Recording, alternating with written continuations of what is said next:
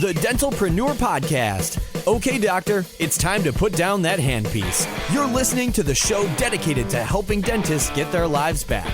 It's time to decrease your stress, increase your profitability, and regain your passion. Now introducing your host, Dr. Mark Costas.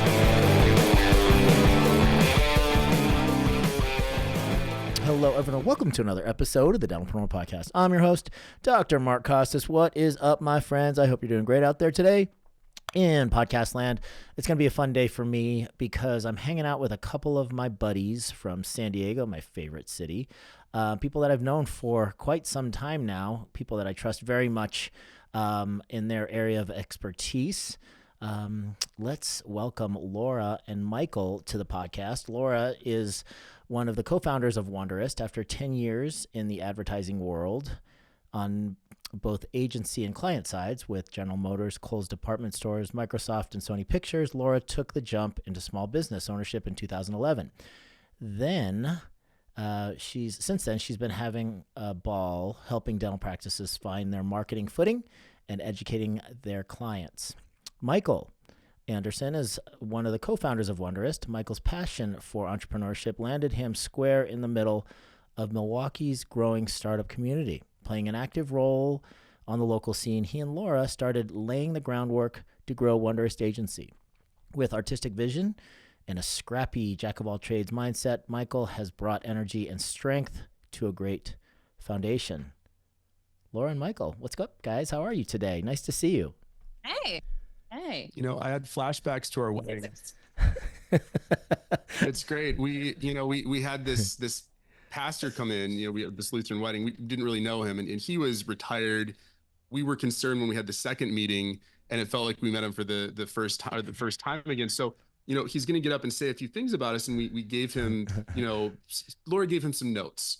Okay. And so he got up there and he read her notes and it was like, Laura's won 40 under 40. She's done all this stuff. And then he got to me and he's like, and Michael likes craft beer. And so I was hoping you didn't get the same notes. I thought I was having deja vu. I was like, here we go again. I literally thought the exact same thing. That's so funny.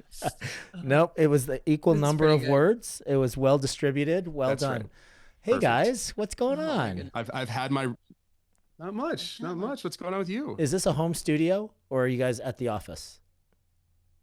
We're in our office at the office. So our office functions as the podcast studio / where we sit. But Michael, you're not in here too often. He kind of hangs out in the front conference room and I hang out back Laura there. kicks me out. I don't really have anywhere to be in the office. So I just kind of float around. Yeah, I do have to say. All the confidential, critical conversations, That's right. Yeah, for sure. I mean, people have probably seen lots of footage of our team at your awesome facility there in San Diego. You guys are so gracious and always let us do kind of breakout meetings and small and medium-sized meetings at your really gorgeous facility there in San Diego. So thank you very much. I can picture exactly where you guys are sitting. I know that building very well. And I think, we're probably going to be there at least a couple times next year. So thank you guys for continuing to be so gracious and generous with your space. I would love to hear from both of you just a little bit about the genesis of Wonderist. I never did get the story on why you guys called it Wonderist in the first place. I love that. I love the name. I love the branding.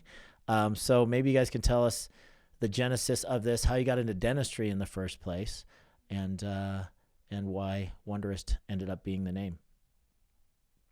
Yeah.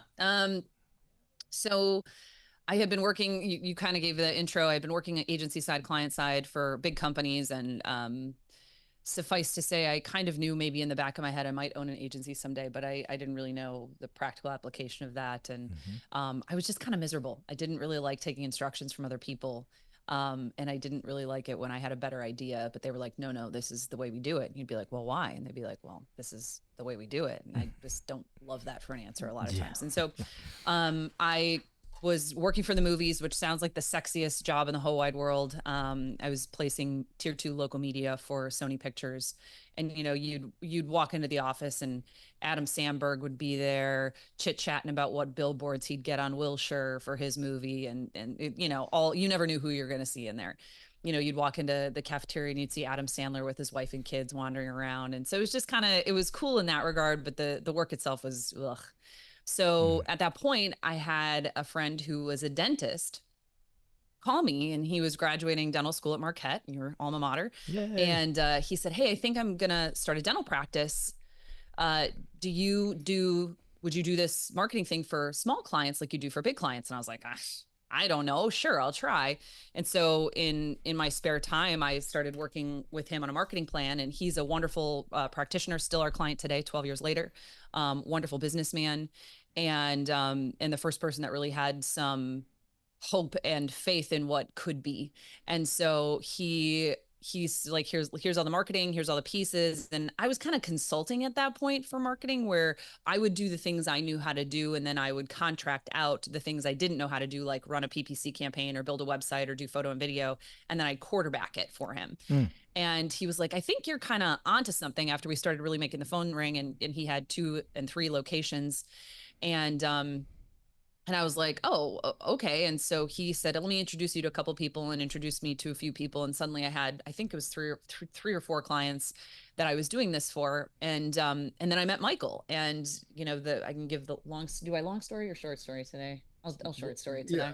Yeah. The long story is a good one, but it's good for a glass of wine. And I met Michael, and he had this great intersection of the things I did not have. And I'll let you kind of take it from there.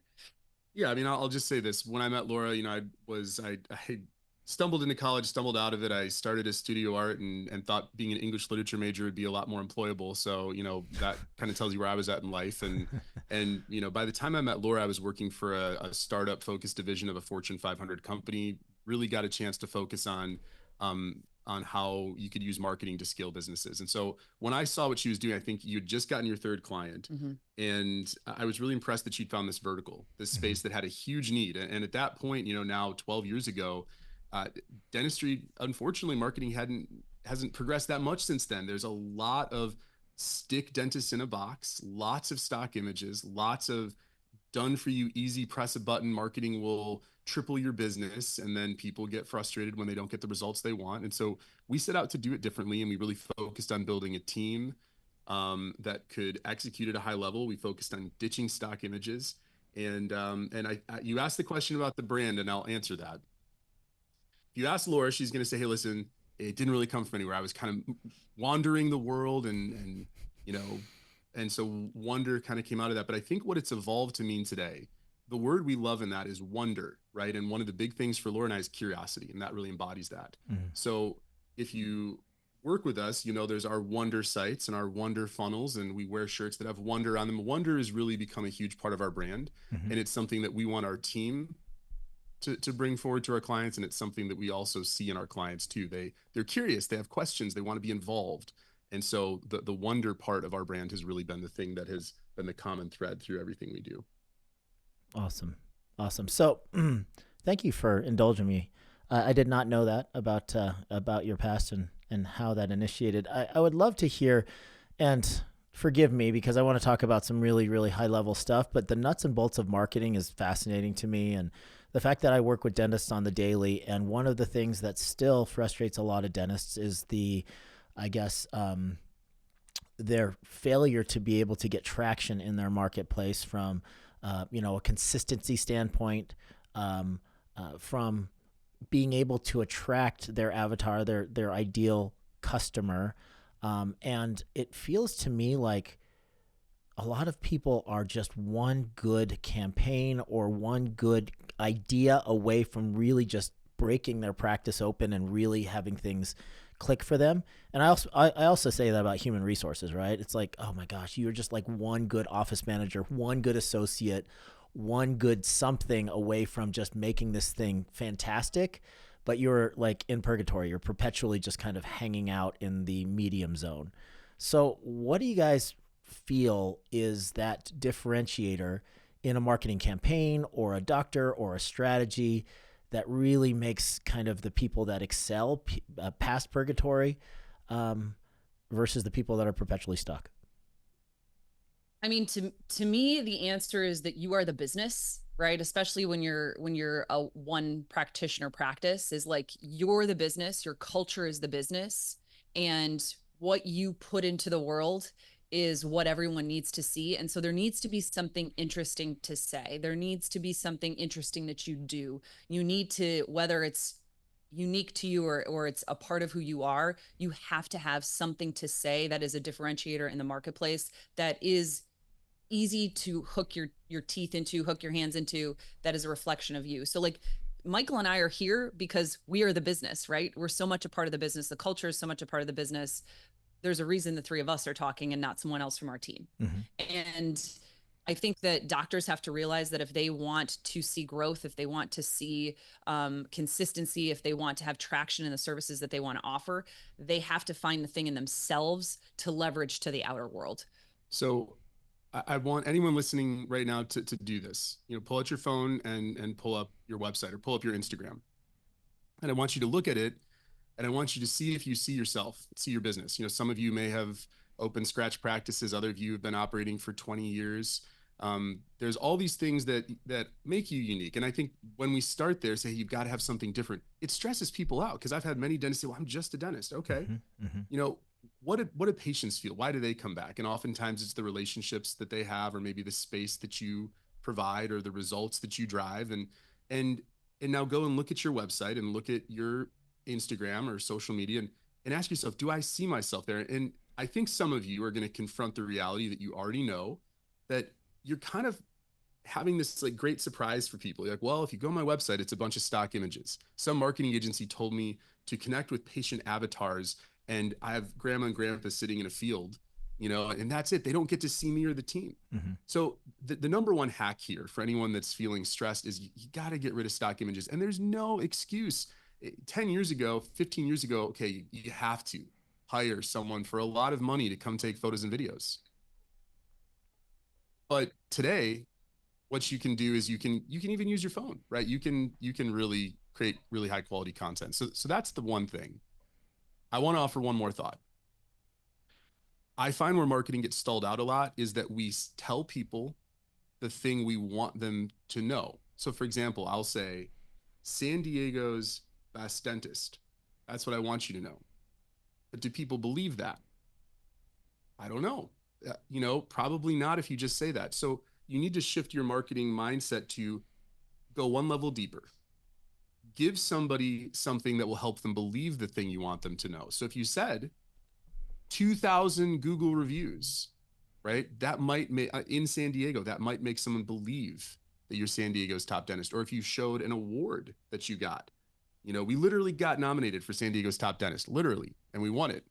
Now I believe you. So I think that's another big shift people need to try to make in their marketing. Yeah, I love it. And let's turn that on you guys, right? You guys are one of the biggest, if not the biggest, dental marketing company out there. It must be frustrating that anybody can take a weekend course and, they're pushing people towards dentistry because they say, well, these guys have deep pockets and they don't know anything about marketing. So what a ripe market, go get them. And then you have all these people that claim to be able to get to the front page of Google or whatever claims they're making nowadays. And they'll kind of slide into somebody's DMs and take a potentially good client, just blow up their website and their marketing plan.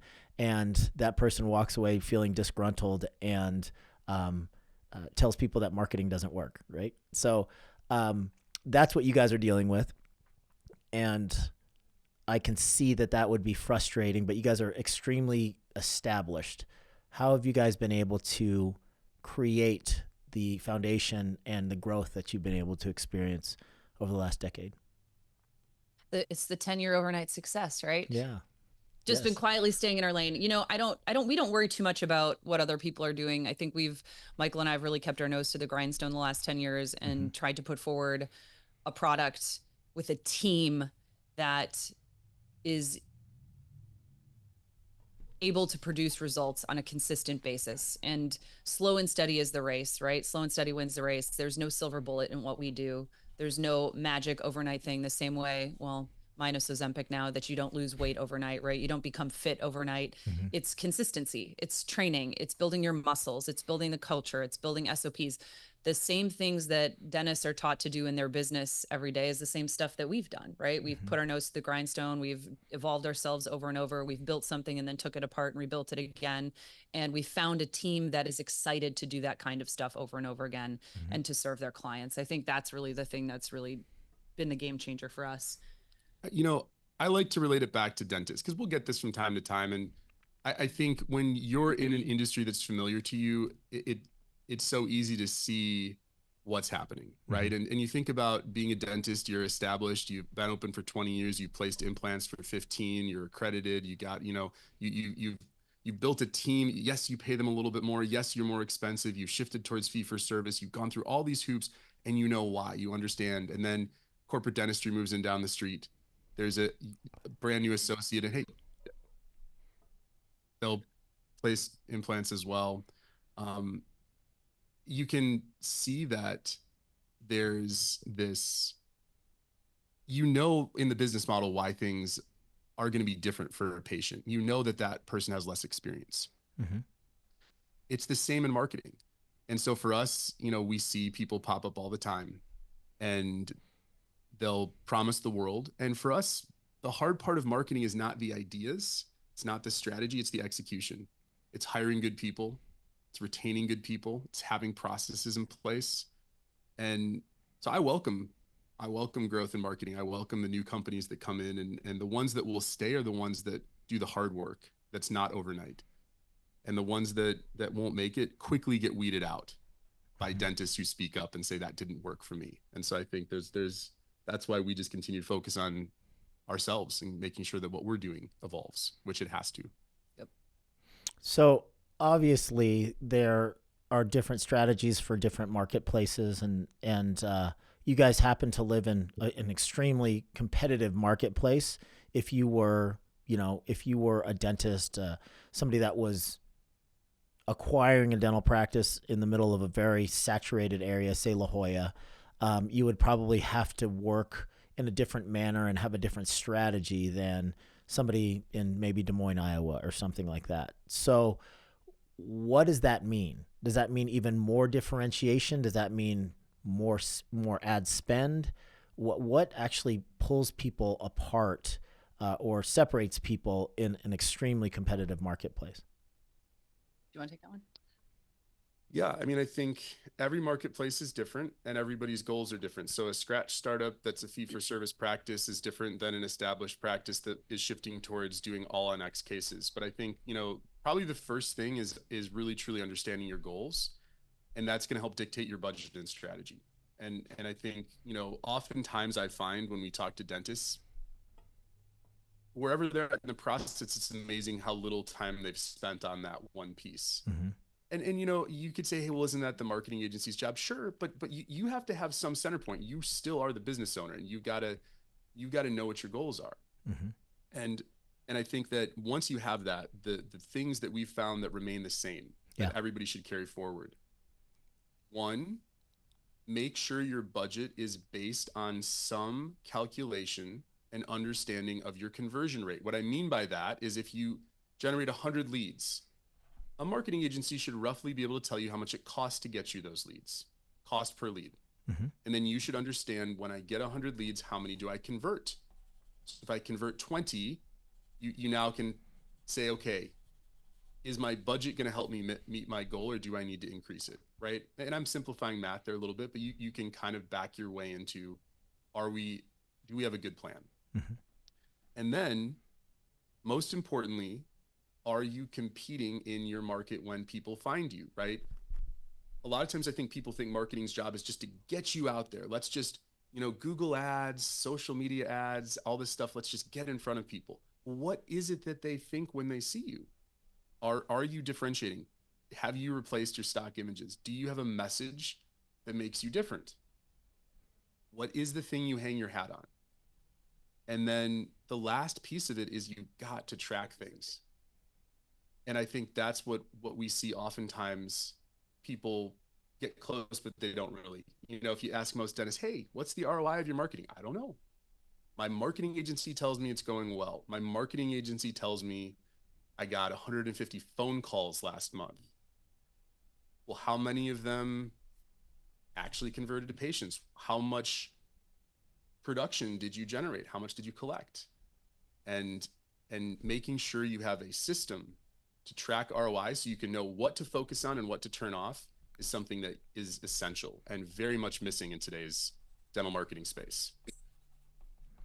Tracking and ROI is a huge, huge topic, and I want to kind of dig into that a little bit deeper. But first, I want to talk about the connection between, and you alluded to this a little bit, Michael, the connection between operations and marketing, right?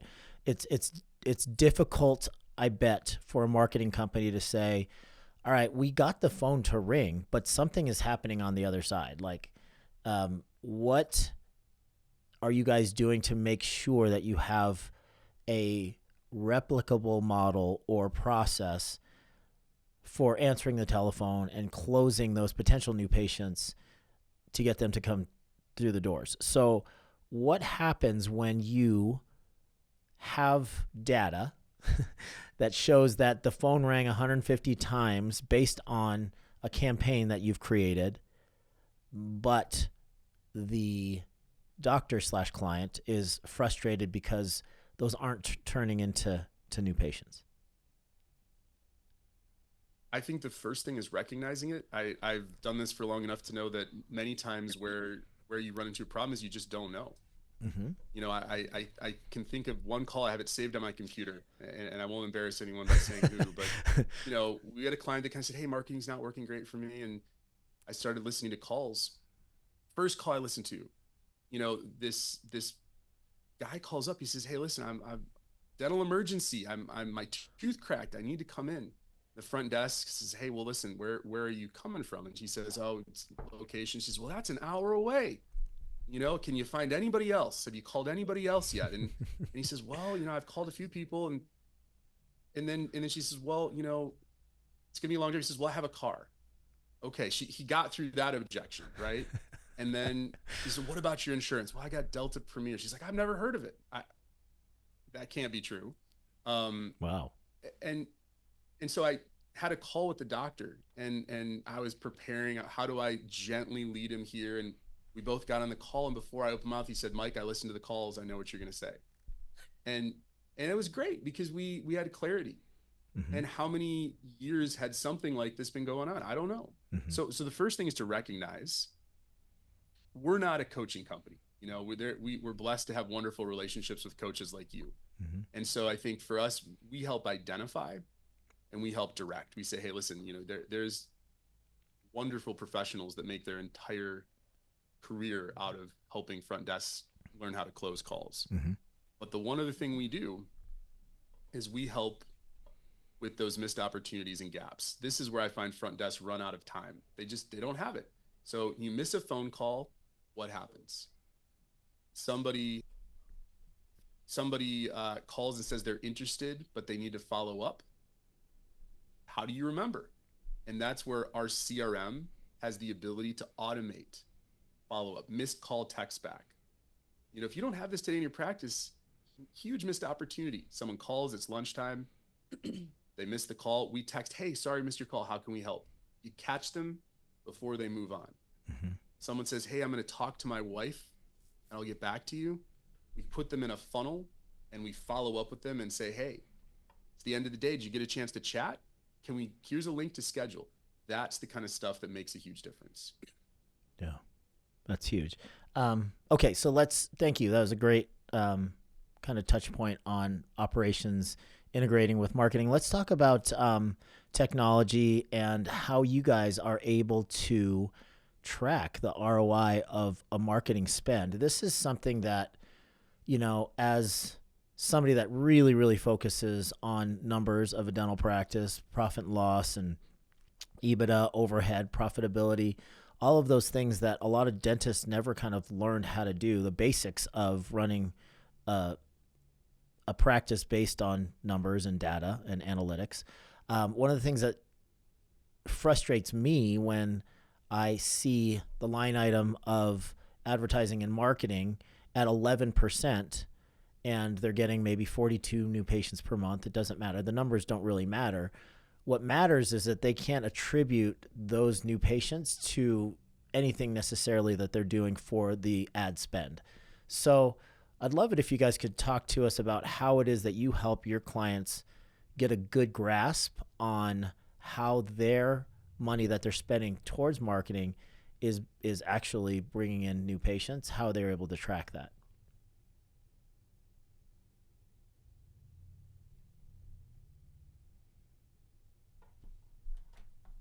Yeah, so I think this is one of the things that we're most excited to talk about for the first time really in the last few weeks. We've been teasing it, but it is out and it is ready and it's amazing. And I know you and I have talked at length about it, but I'm gonna go so far as to say it's one of the most exciting things happening in dentistry right now that nobody knows about. And so that's why I'm excited to be here today. And Michael can share some of the details too. But suffice to say, the age-old question of what is your marketing agency doing for you? Is it working? Is now able to be answered. We've integrated with Dentrix, Eagle, and Open, as well as a few other PMS systems.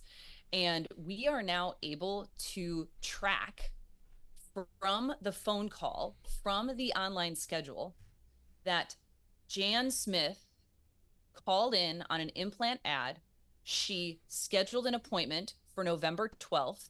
She came in, she did $500 worth of treatment on the day and has an outstanding treatment plan for $20,000.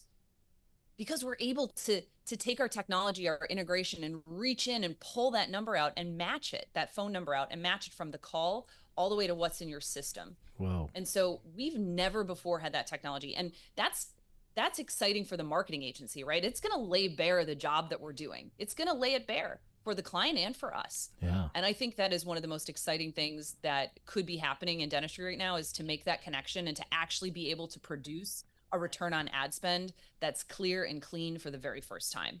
And I will let you add in, but I want to tell you about one example. One of our longtime clients, he's a implant guy in Shirley, Massachusetts.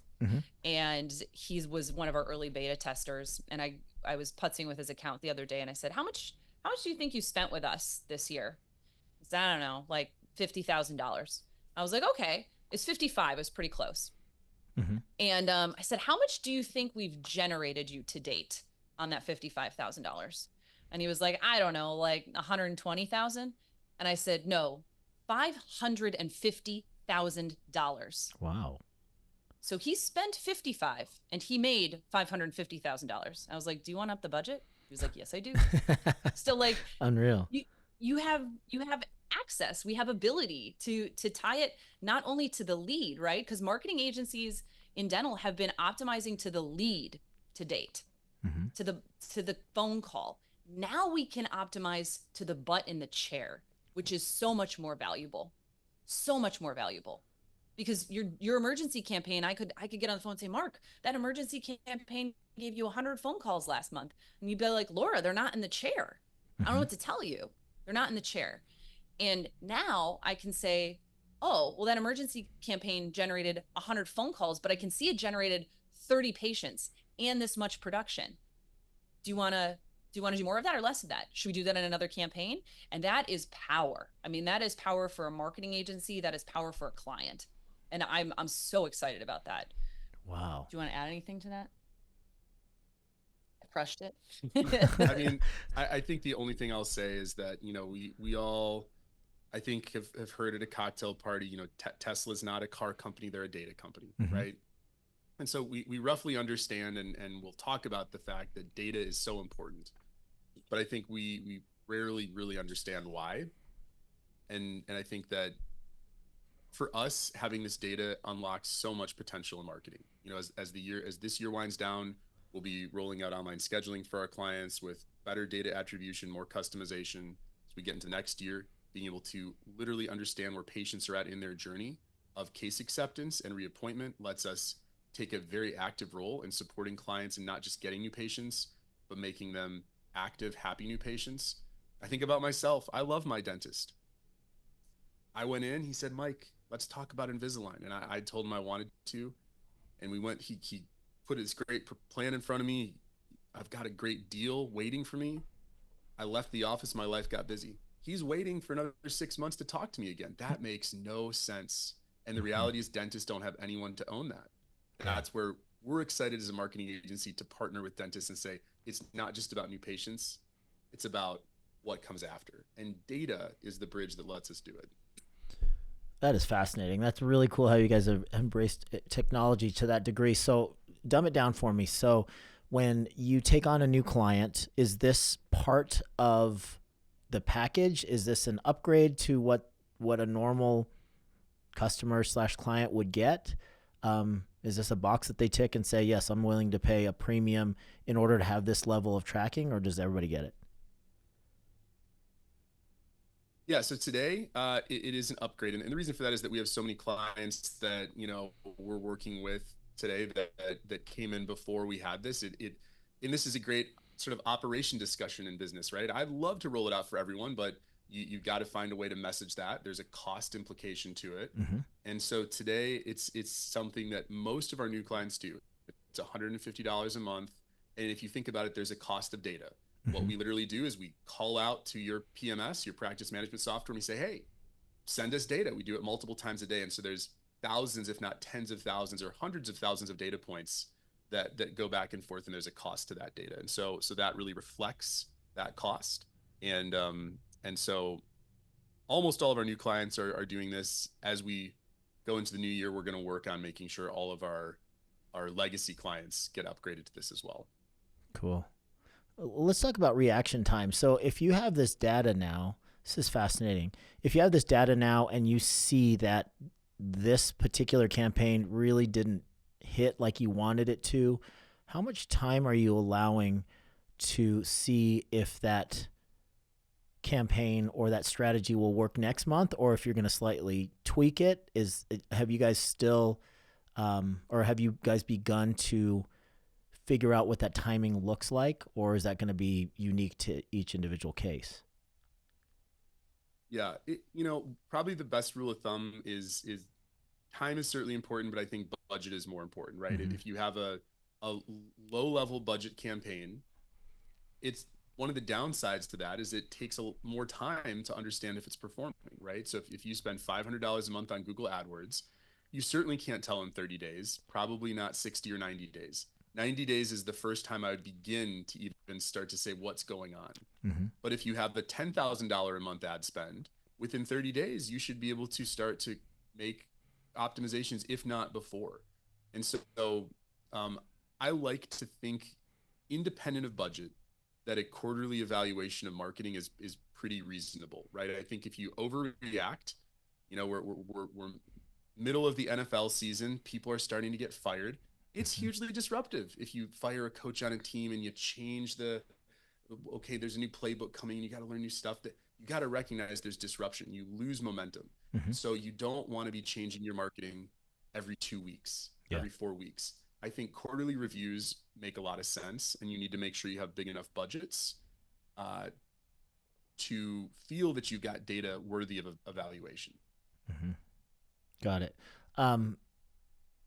This seems like it's proprietary technology. Do you foresee that this is going to be commonplace with some of the larger marketing companies, that they will either try to clone this, or have you been reached out for people wanting to license it from you? What do you guys anticipate?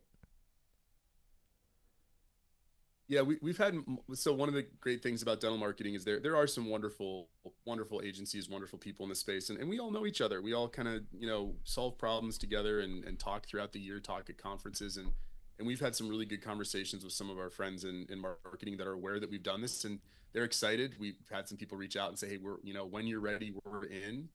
And so right now I think we're making sure that this isn't done, right? We've got the ROI tracking down, but then there's online scheduling, then there's the internal marketing. And so one thing we're trying to do is consolidate software. Practices have to have way too many softwares. And I think as we move down that road, we see an opportunity to partner with other agencies and bring them into this sort of new way of doing marketing. So we're excited about that. And yes, I know lots of people are working on this. We've seen other people in the industry for the last couple of years make big claims. Mm-hmm. There's a couple people famously that have talked a good game and said, I'm doing this, and the results aren't there. They haven't been able to deliver yet. And so undoubtedly other people work towards this. It's also interesting, guess who's really interested in this? Not a surprise, corporate dentistry. And for our private practice listeners, I think that should be something you take note of, right? Our most enthusiastic clients are our corporate dentistry clients because they care about data. They want it now. They want to make better decisions, and they're going to use this to gain a competitive advantage. So I think no question dentistry is moving in this direction, and AI is only adding nitro fuel to it, because once you get a great data pool, I'll give you one fun example. You think about looking at all of your patients' outstanding treatment plans. In the past, you might have to have a marketing agency come up with 1 or 2 funnels to reactivate them. In the future, AI can literally do customized outreach based on outstanding treatment plans because we have the data. Yeah, that's crazy. That's awesome. Can we double down on, or at least circle back on online scheduling? So you guys are developing your own platform for online scheduling? Yeah. So for us, you might say why, right? There's some really good partners in this space. And there's a problem we've run into over and over again that we need to solve. And it's one that I think most dentists don't care about. And I understand why, but here it is. If you have Google ads going to a landing page, you want to track the result of that ad. Do they convert? And then ultimately for us, do they come in? If you have a phone tracking number, I can see, Google ad clicked, we got a phone call. But if I have online scheduling, it's very difficult, if not impossible, to see someone come to a page and schedule online, because the conversion happens in a place that we can't bring back to Google. I see. And so we want to build this ourselves so we can solve that problem. And it gives us better tracking. Also, Google ad campaigns are optimized to say, hey, if somebody converts, find more people like them. And so we want to bring that data in so we can have stronger, better Google ad campaigns. So yeah, we've launched our first client with online scheduling. I'm a huge believer that dentists pay way too much money for way too many softwares that are spread out between different companies. Totally. And as we move into 2025, our stated goal is to consolidate those softwares so that you can have all of your stuff happening in one place. That is very cool. All right. So let's talk a little bit about some of the strategies that you guys deploy. So some of it is traditional marketing.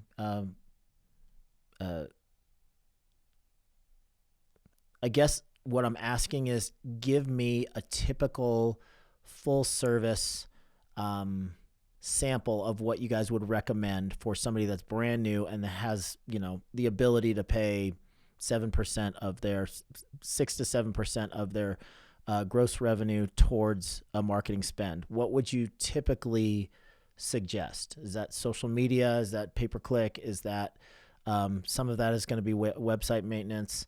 I guess some of that is going to be, I don't know. Give me the full gamut. Give me a full presentation of what is possible if we're working with you guys. Yeah. So I think one of the first things we were going to do is, if you're a startup, we do branding. If you need a refresh, that's kind of in its own world. I think one of the first things we're going to do is we're going to take a look at your website, right? You're going to meet with somebody on our business development team, and they're going to take a look at, what is the current state of affairs? And then what do you want? What do you need? What are your goals? And we're going to evaluate the website, see if it is going to meet the objectives that you have set forth for your practice. And then in addition to that, it's probably going to be some mix of paid ads and SEO strategy, social ads and posting, and then our technology element to it, which is obviously the PMS integration and the funnels. Okay. So tell me more about the funnels. So if you guys are capturing leads, somebody's exchanging their contact information for something, and then they get put into a funnel. Michael alluded to the fact that you guys can start using AI for really super customized funnel follow-up. What does that look like? Yeah. So one of the interesting insights, which, we engage with different brands and businesses every day in our life. And I think one of the things that's interesting about dentistry is that nobody is in the CRM, the relationship management tool, until they've crossed the threshold into the practice, at which point they're in Dentrix, Open, Eagle Soft, right? Okay. But if you think about it, I have emails that I get daily. I have text messages that I get daily from brands that I like that I haven't necessarily transacted with yet. Yes. Right. A lot. That happened. I And feel like when you mention a name, I feel like and you, so like, yeah. where does that exist in dentistry? It doesn't. Yeah. Like somebody calls the front desk and they say, hey, I need a crown. I'm wondering if you can give me the price over the phone, to which the front desk inevitably says, oh, we don't give pricing over the phone. And you're like, okay, well, and the caller's in this awkward position. They're a educated patient. They know what they need. And you've left them in this position on the phone now to say, I don't know what to do next. So they say something like, I'm going to call my husband and I'll call you back. Yeah. Click. That person was on the 1 yard line. They were ready. All they needed was the right piece of information to convert. So now you're sitting in this situation while that woman who called in, who was an educated patient, is in the abyss. She's never to be seen or heard from again, because the front desk probably isn't going to call them back in a day, in a week, in a month, whatever it is, to make sure she got taken care of. And so there's no CRM in dentistry. And so we have that CRM product. And so assume that same example. Somebody calls and doesn't make the decision to schedule on the phone, hangs up the phone. Now they're in a position, because we have their phone number, to drip them through a funnel and say, hey, come back to the practice. Hey, here's information on Invisalign. Hey, here's information on a weekend special. Hey, here's information on an event we're having. So that even if they weren't in a position to make a choice right then, we still have them in our orbit. And the example I love to give, which happens so often, is, oh my God, my Friday schedule fell apart and I have to pay this team to be here. If you sent out a text message to your CRM base of people who have shown interest but haven't converted and said, 3 new patient appointments open on Friday, do you think someone would respond? I do. And so take that thought, that philosophy, and now start to think about, how do I apply that for implants? How do I apply that for Invisalign? How do I apply that for pediatrics? And so there's so much opportunity there to fine tune a message to the person who's shown interest, expressed interest, but has not converted to the practice yet. That's totally unrealized. Yeah. Man, you nailed that one. That's a great answer to that question. Tell me more about how you would recommend that people engage more effectively on social media. And do you think that it's is the juice worth the squeeze for social media? I think social media gets a lot of attention in the Facebook groups, right? There's always 1 or 2 people that say, hey, I spend nothing on marketing. I do everything on social media. And the reality is, I think there are, absolutely. You go into different markets. There's certain people that gravitate towards being natural content creators. You're a good example, right? You certainly have shown us consistency and great content for a long time. But I think for most people, that's very hard. And then we have a lot of people that create good content, but they don't know how to create followers. So it's like you're creating this great content, but maybe not a lot of people are seeing it. So I think you can look at social media in 2 ways. For most people, I think social media functions as a confirmation tool. Someone gets a referral. My friend says this is a great place to go. You see a Google ad, you do research, and you go to someone's social media and say, okay, this looks like a good place. So it's important for that reason. Confirmation is huge. And then there's also the component of, let's get in front of more people. And that's where typically you need to pay a little bit. You need to boost your content or do some ads. And I think that the key there is video, and to be authentic. So yeah, I think social media is an affordable place to build your brand. You should look at it like we looked at newspaper or magazine advertising, right? Okay. It's a discovery platform. You're getting in front of people, not necessarily when they have an urgent need, and you want to just continue to be present. We all know that the local lawyer that's got the ad on the bus, right? You don't need a lawyer now, but they sure want you to remember when you do. And that's a little bit more of the approach I think we see for social media. There is direct response social media advertising for specific services, All on X, Invisalign, dental implants, right? Say, hey, you got to give someone a reason to choose, though. It's because we're the best. It's because we're the most affordable. It's because we're available right now. Those are things you need to focus on. But the thing we're the most excited about is that most of our dentists agree social media is valuable. Mm-hmm. Most of our dentists say if I could be active, it would be helpful. Okay. But many of them struggle to create content. Yes. And so we have rolled out a new type of content marketing that I think many dentists respond to. And the basic idea is this: can you show up to 3 to 4 meetings a year? Can you have a video interview? You're in your office, we're in ours. Mm-hmm. We're going to ask you about 3 topics, and each of those topics is going to be the focus of a month. So in this case, let's talk about bone reabsorption for dental implant placement. What's the deal with that? Mm-hmm. We talk about it for 10 minutes. We take that content, we chop it up into 10 social media reels. Now, all of a sudden, you're the dentist in the area that people are like, wow, they're on it on social media. Did you see them? They're always talking on video. It's amazing. Mm-hmm. It's got little captions over it. Yeah. Then we take that same video and we post it on YouTube, the second largest search engine in the world. And we use the transcript to help AI write a blog from your words. It's literally you writing the blog now. That goes and helps your SEO. Then, hey, we can take that and we can turn it into an ebook. We can take it and turn it into social ads, all because you gave us 1 hour of your time once every 3 to 4 months. That's working smarter, not harder. And that's creating high quality content with low time investment. And so we found that that works really well for our clients that want to be active, but don't know how.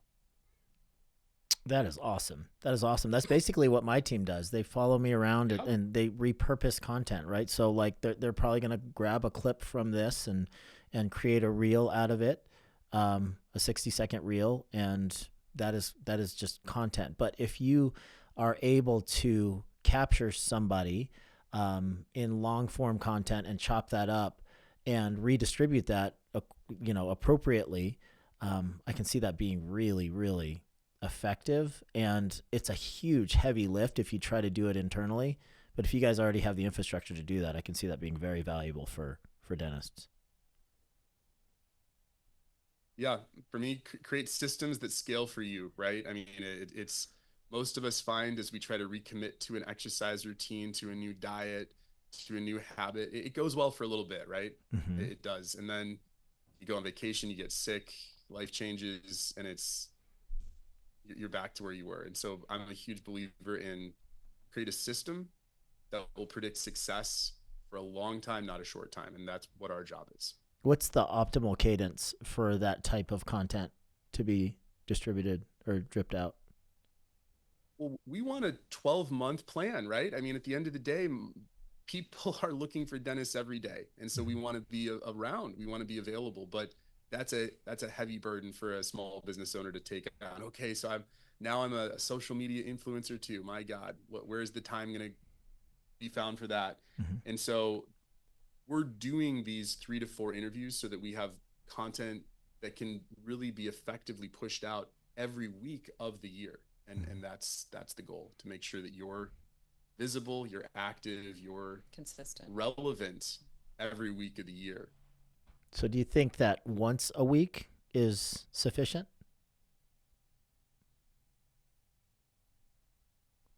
Our best practice when it comes to social media content is to post multiple times a week, typically three or 4. Okay.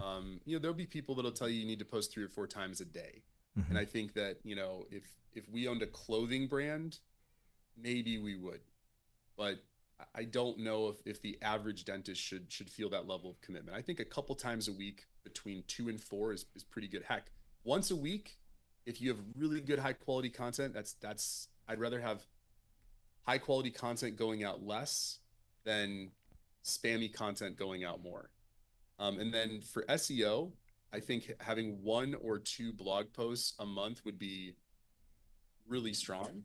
Most dentists aren't doing that. Mm-hmm. And so if we can do monthly content on your website, that's a great signal to Google, and it creates relevance for people that are searching for those topics. Awesome.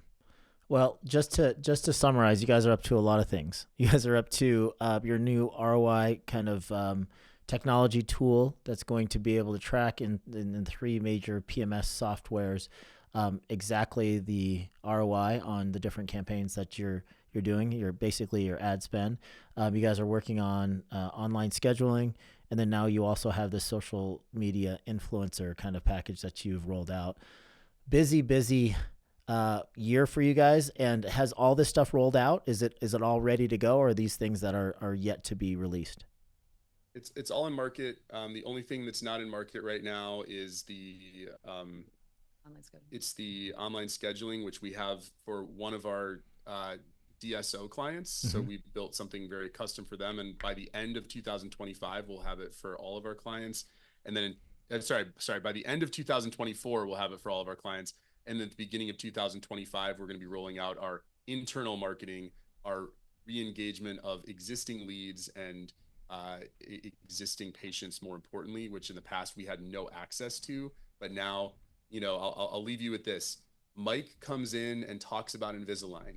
He leaves. 2 days later, he gets a text message from Dr. Costas, and it's a video from Dr. Costas. It says, "Hey, our whole team's been talking about your case, and we just know it's going to be a really great one. And, I've got time on the schedule next week. Let's get you scheduled." You decide if you think your practice has that system, if they'll close more cases or if they'll continue to close the same amount. Yeah, that's pretty sweet. Michael, you were nice enough to spend a little bit of time with me and my team. We were there for our team retreat a few months ago, and you were talking to us about AI stuff. You helped us kind of with some AI hacks in content creation and in onboarding new kind of team members and that sort of thing. Where do you see AI taking a more active role in what you guys are doing and in dentistry in general in the coming kind of in the not too distant future, because things are rolling out really quickly? And I just did a whole podcast on this with one of our other favorite dentists, Dr. Alan Mead. There's so much to talk about, and I'll just give you my highlights. I think certainly disruptive in the marketing space, in that it's going to create much more customized marketing material and content for individuals. I think in the dental space, I expect to see a lot of disruption at the front desk level. Yep. I think that's a pain point for dentists, and both with data management, online scheduling, responding to people. But the scary thing is, the voice capability of AI is accelerating quickly. There are some products in market today that offer sort of voice AI powered answering. I don't think it's quite there personally, but I think in the next 2 years, you're going to be able to literally subscribe to the strongest case closers in the world, and they will operate at a very high level to talk to people and overcome their objections. I think we're looking at platforms like Pearl AI coming in and disrupting clinically. So AI is certainly coming into dentistry. I saw, this new mirror, I hate to call it a mirror, but Halo has the ability to do voice charting through AI based on, taking intraoral pictures and being able to chart specifically to those teeth based on what you say. So it all comes back to data. If anyone listening is interested in AI, I'll give you this as a way to kind of crack your brain a bit. I don't use ChatGPT as my primary AI tool, but for this one thing, I love it. Go to ChatGPT, and you need to download it on your computer or phone. And then you can prompt it with a scenario, and you could say, "Hey, I've got a difficult conversation with an employee. I want to talk about their tardiness. They're continually showing up late, and I'd like to practice in a role play." And then there's a little button you can click. It looks like headphones, and it turns AI into, you can talk to it. And you could say, "Start the role play," and they will literally become your sassy employee. And you can practice going back and forth. Now that example might be funny. Take that to your front desk and say, "I'd like to practice with you how to overcome people's pricing objections on the phone." Wow. Let's try it in a safe environment. So AI is just sitting there, this gold mine, this gold rush. Gold is literally on the riverbed of California, and I think people are walking by oblivious right now. Wow. I'm going to try that right now, as a matter of fact. We talk about AI a lot in our group, and this role playing is something that I think would be a really, really great value add if people started utilizing this. Guys, I can't thank you enough for taking the time. Sorry about the technological difficulties that we had. My Wi-Fi is struggling today, but I really appreciate you guys taking the time and hanging out with me. You guys are two of my favorite people, especially living in my favorite city in the world. So thank you guys. Well, we always love seeing you in San Diego and on the road. And thank you so much for having us. Of course. You guys have fun at Danny Go tonight. We will. Yes, we will. Pumpkin pie. I'm looking it up. I wrote it down. It's a banger. All right, ladies and gentlemen, Laura Maly and Michael Anderson.